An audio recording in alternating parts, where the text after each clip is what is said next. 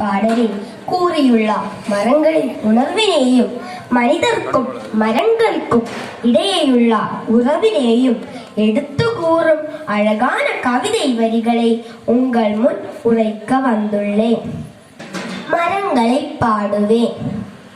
வாரும் வள்ளுவரை, மக்கள் பண்பில்லாதவரை என்ன சொன்னீர்? மரம் என்றீர். மரம் என்றால் அவ்வளவு மட்டமா? வணக்கம் ஔவையே, நீற்றோலை வாசியான் யார் என்றீர்? மரம் என்றீர். மரம் என்றால் அத்தனை இழிவா? பக்கத்தில் யாரது? பாரதி தானே. பாஞ்சாலி மீர்க்காத பாமரரை என்னவென்றீர்? நெட்டை மரம் என்றீர். மரம் என்றால் அவ்வளவு கேவலமா? மரம் சிருஷ்டி ஒரு சித்திரம், பூமியின் ஆச்சரிய குறி. நினைக்க நினைக்க நெஞ்சூறும் அனுபவம், சிரிப்பை ஊற்றி வைத்த இலகள், உயிர் உருகும் மலர்கள். மனிதன் தரா ஞானம் மரம் தரும் எனக்கு. மனிதன் தோன்றும் முன் மரம் தோன்றிற்று.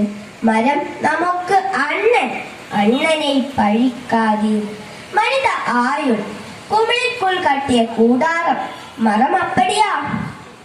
வளரும் உயிர்களின் ஆயுள் அதிகம் கொண்டது, அதுவேதான் மனித வளர்ச்சிக்கு 30 வந்தால் முற்றுப்புள்ளி.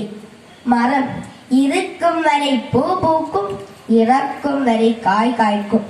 வெட்டி நட்டால் கிளை மரமாகுமே, வெட்டி நட்டால் கரம் உடம்பாகுமா? மரத்தை அறுத்தால் ஆண்டு வளையம் வயது சொல்லும், மனிதனை அறுத்தால் உயிரின் செலவைத்தான் உறுப்பு சொல்லும். மரத்திற்கும் வழுக்கை விழும் மறுபடி முளைக்கும். நமக்கோ உயிர் பிரிந்தாலும் மயிர் உதிர்ந்தாலும் ஒன்றறிக. மரங்கள் இல்லையே காற்றை எங்கே போய் செலவை செய்வது? மரங்கள் இல்லையே மழைக்காக எங்கே போய் மனு செய்வது? மரங்கள் இல்லையே மண்ணின் மடிக்குள்ள ஏதப்பா ஏறி? பறவைக்கும் விலங்குக்கும் மரம் தரும் உத்தரவாதம் மனிதர் நாம் தருவோமா? மனிதனின் முதல் நண்பன் மரம், மரத்தின் முதல் எதிரி மனிதன். ஆயுதங்களை மனிதன் அதிகம் பிரயோகித்தது மரங்களின் மீதேதான். ஆயுதங்களை மனிதன் அதிகம் பிரயோகித்தது மரங்களின் மீதேதான். உண்ண கனி